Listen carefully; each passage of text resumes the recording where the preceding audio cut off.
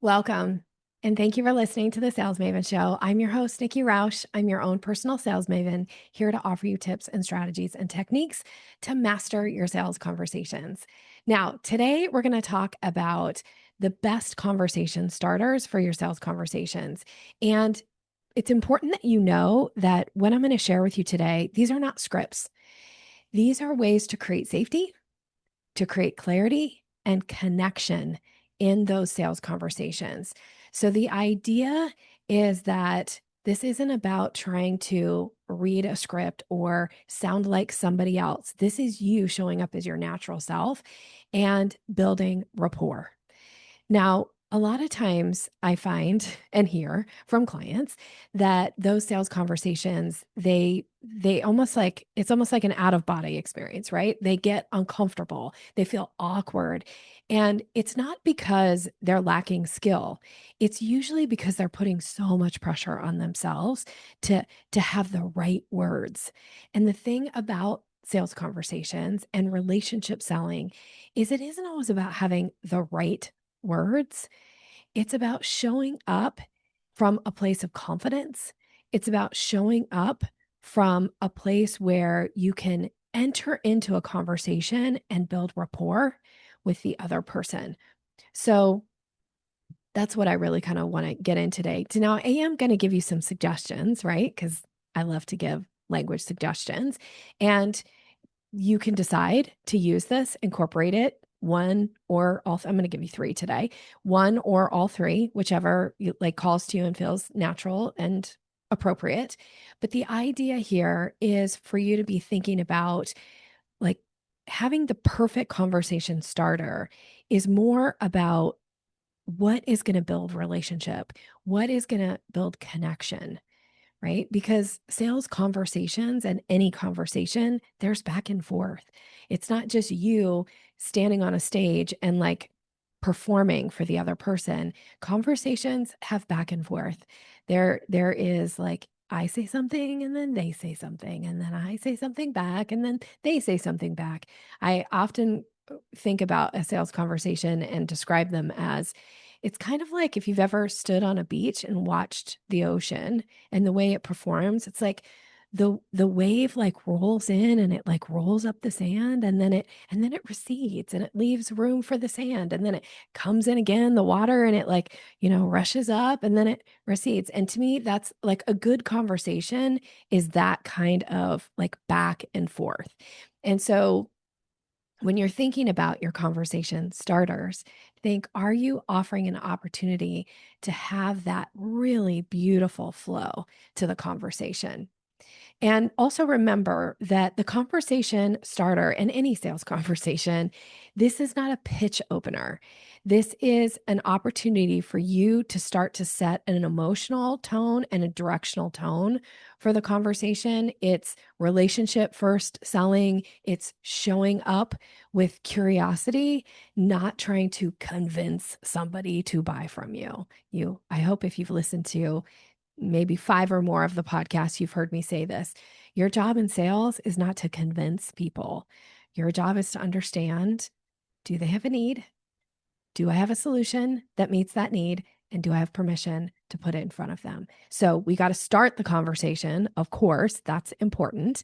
Now, because I commented on this, I also, this idea of like this pressure that I find a lot of my clients feel when we start working together around their sales conversations of like wanting to have the right words. The thing that is so important is that you do start the conversation from a strong emotional state. Now, I know I've done podcast episodes about managing your state.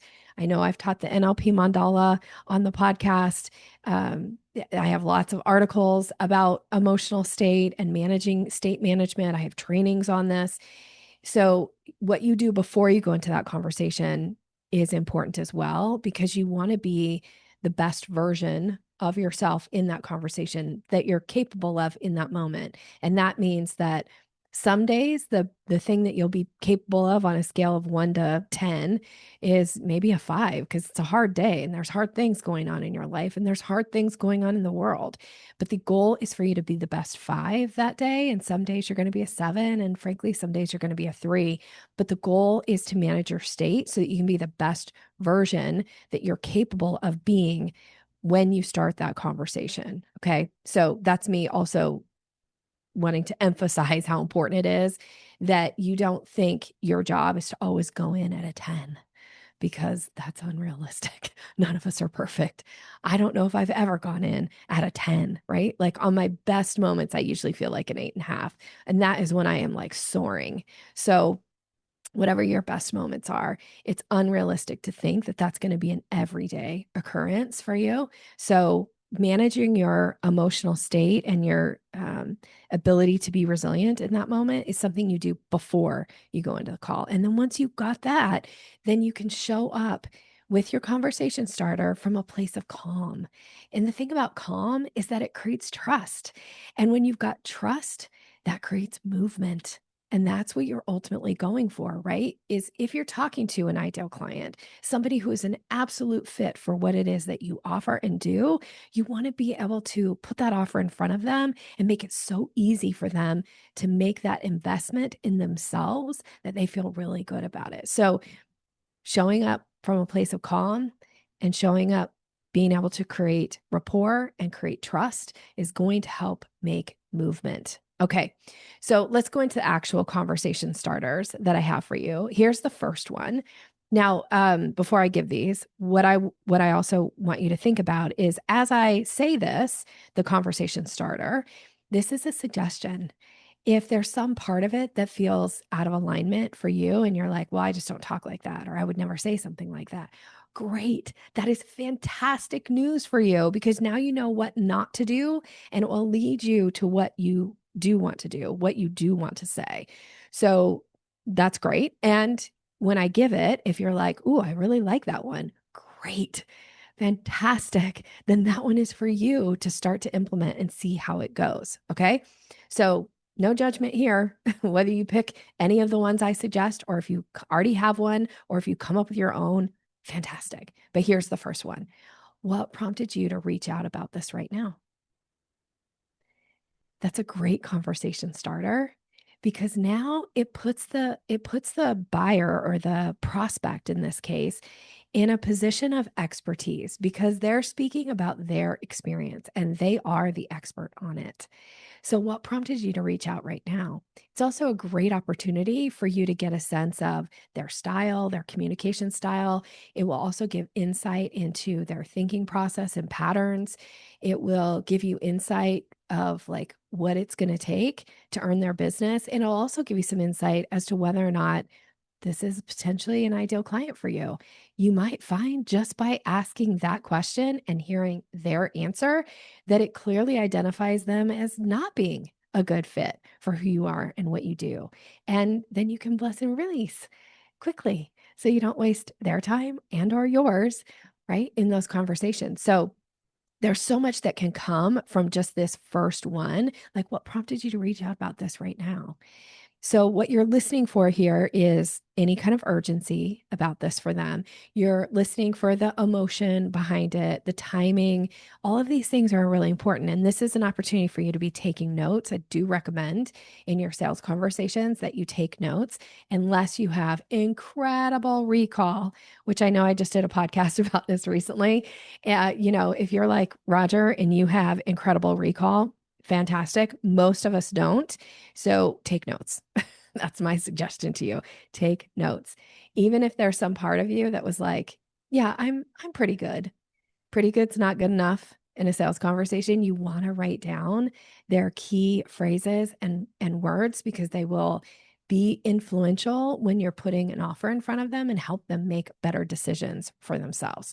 So it makes me think about, my husband and I are watching like one of those competitive cooking shows right now that we're obsessed with. And there was an opportunity where they bring in a chef who brings in a like really beautiful, one of their specialty menu items, and then the contestants have to recreate it. And there was this young guy, and he was doing really well, but he was in the pressure test. And they said, like there was three contestants in this particular thing, and they got to see it, and then they go back to their benches and they start, cooking basically. And but the other two went back and started drawing a picture of like what it looked like, because they don't have that in front of them anymore. And so one of the judges asked the contestant, like, are you going to remember what it looked like? And he's like, oh yeah. He was so confident. Yes, I'm totally going to remember. And then, I think they had like 60 minutes to recreate it. And then, it gets to, 55 minutes into the competition. And he's like, wait, were there, was it one cucumber or two cucumbers on the plate? And that, I think, is such a great example about like most of us who think like, oh, I'm going to remember, but then your mind gets bombarded with so much more information. So please take notes in your sales conversations. So important. Now, one last thing I'll say about this particular conversation starter one is please resist the urge to respond immediately. Let them finish. This is your opportunity to zip it and let them speak. Okay. Like you ask the question, let them fully answer it, because sometimes people have to say things out loud before they realize that actually what they said isn't totally true. They thought it was true until they heard themselves say it, and then now they're going to want to correct it. So when you ask a question like this, what prompted you to reach out about this right now? They might have a first like knee jerk want to share, but then when they hear it from their like in their own ears with their own voice, they might go, actually, what is really behind this is X. We got to know what that is. We got to wait for it. So please be quiet. Don't respond immediately. All right, here's the second one for you in case you like this one better. Before I share anything, what feels most important for us to talk about today? Now, this could be you might be thinking that we're going into a certain type of a conversation, but you want to like check to be sure. This is a great one. My suggestion of when to use this is when somebody has been referred to you and you suspect they already know a lot about your service or your products or what it is that you offer because they know somebody who has worked with you.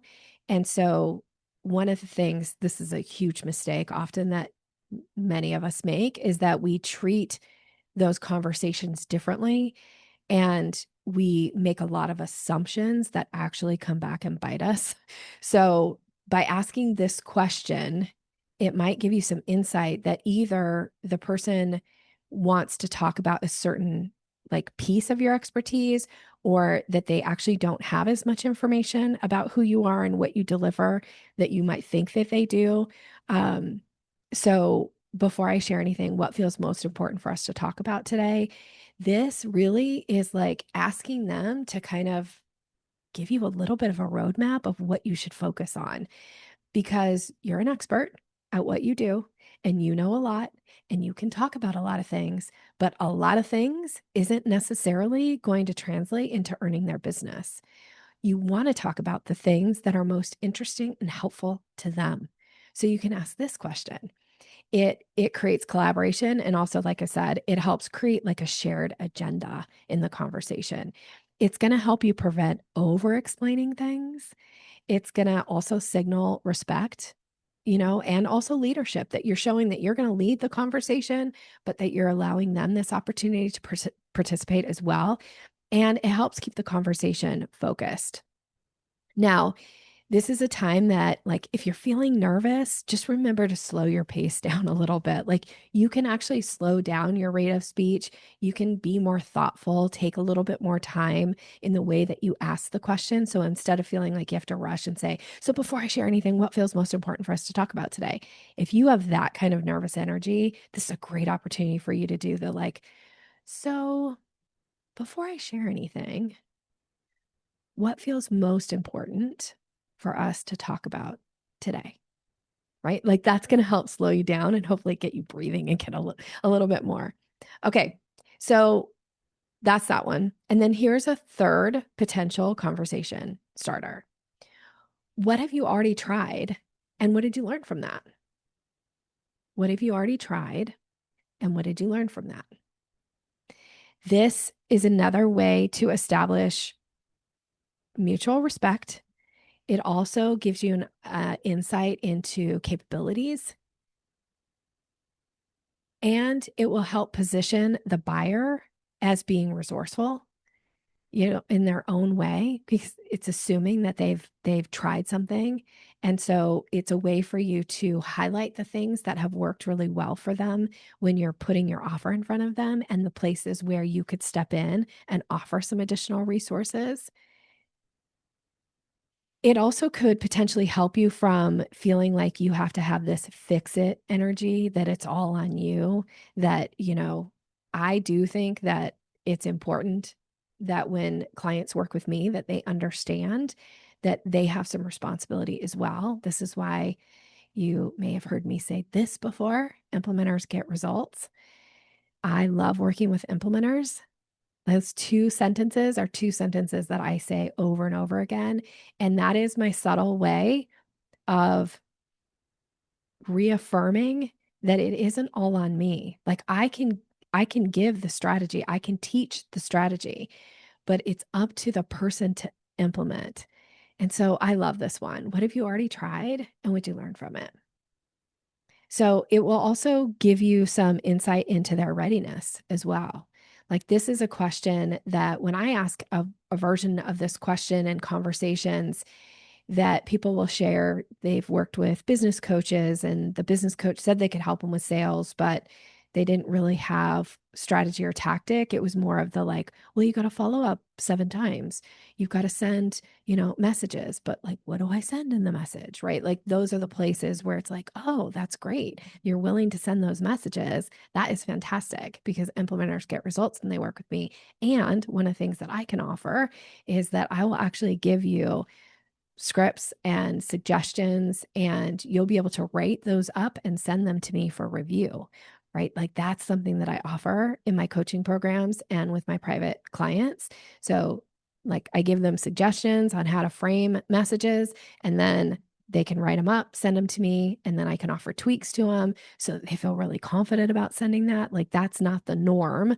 At least that's not what I'm finding. That is not the norm with most people who say they can coach around sales. They're not actually giving structure and strategy and that like down in the like actual like get it done kind of thing. It's more of like, just go do it and then let me know how it goes. Like, well, that maybe is why they've been stuck. That's maybe why they haven't had the results that they wanted. And now they need somebody and are willing to invest in themselves to learn how to do it if somebody will actually give them like structure and guidance and words, right? So this is a good opportunity for you to get insight into kind of what's happened. Now, again, this is one of those questions that you might feel compelled to want to explain the question. Hold back, ask the question, and then pause. Like I would say, zip it. Like, put your lips together, be quiet, and let them actually respond. Let them think about their response, because they may need a little bit of time to like ponder that question a little bit before they have like that great answer that's going to give you so much insight into where to take this conversation, how to guide the conversation, how, like, what offer that you're going to put in front of them at some point, should it make sense for you guys to work together, and like their whole decision process. So these are potential conversation starters, right? For you to use and decide, like, what are you going to do? Now, I've given you 3 here in this particular podcast. So, first one, what prompted you to reach out right now? The second one, before I share anything, what feels most important for us to talk about today? And the third, what have you already tried? And what did you learn from that? Now, here is, if you really want to integrate one of these into your sales conversations, here is what I would coach a client on. I would say choose one question. Choose one of them that feels most in alignment for you, that feels like, oh, I could say that, and that feels great to me. And then for the next 5 sales conversations that you have, use that question. Just say the question. One, it's going to be practice for you so that you'll get a sense of, does that roll off my tongue naturally? Does it feel okay? What kind of response does it give me back from people? You'll have a little bit of a test. Like, think about this as a learning lab for you. And your job is to just ask the question in 5 different types of sales conversations and see what kind of results that it gets. Now, if you find that after asking it 5 times, it's not quite fitting for you, then maybe you move on to another one, and that's fine. Or maybe you're like, I got this one. It's super easy for me to ask, and I want to get comfortable asking a different one. So then try that for 5 more times and see what happens. Chances are, again, remember that this is about building rapport. It's not about saying it perfectly. It's not, there's no right or wrong here. It's just picking one and testing it out and seeing how it lands, not just for you, but also for your prospective buyer. What kind of responses does it give you back? Because the thing about sales conversations is they don't have to sound polished and perfect. They need to show and send the message that you're present, that you're in the conversation. Okay.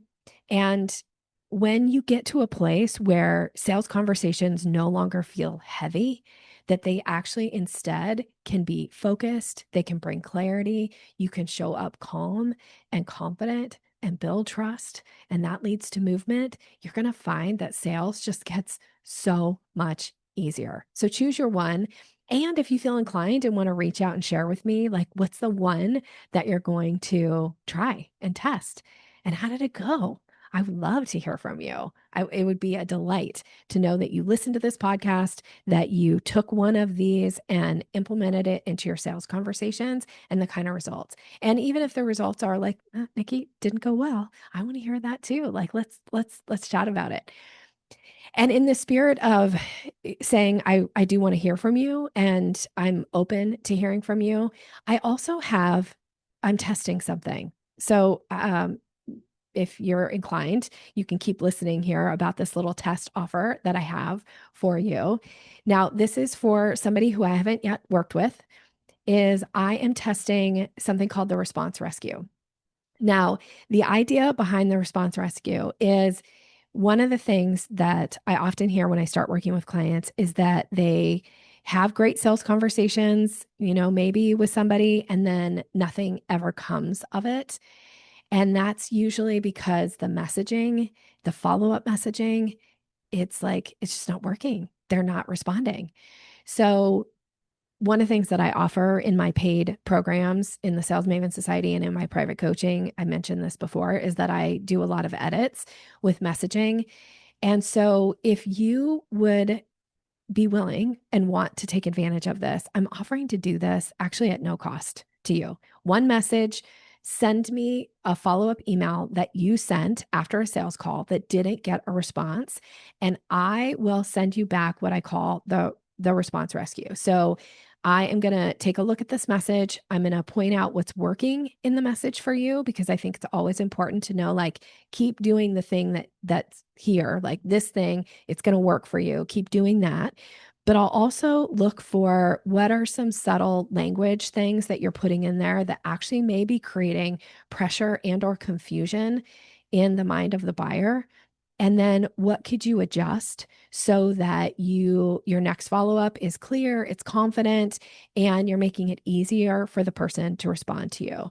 So in case this feels vulnerable for you to send to me, I want to say that this is a judgment-free and supportive, opportunity for you. I will show up from a place of love and wanting to support you in the way that I can. And I also want to say there's nothing wrong with your message. This really is just about fine-tuning it so that you get more clients saying yes to working with you.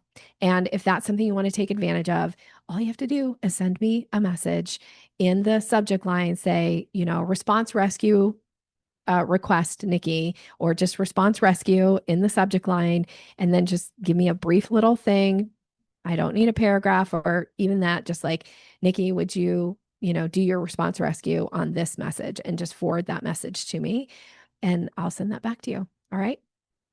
So that's my offer. Thank you for listening. As always, you are appreciated. And if you like this episode and you want to share it, please do. And if you like this episode and like this podcast and haven't left a review yet, please consider doing that as well. All right. I am wishing you continued success in all that you do. Go out, have more sales conversations, and convert more. That's the point. All right. Have a great rest of your day.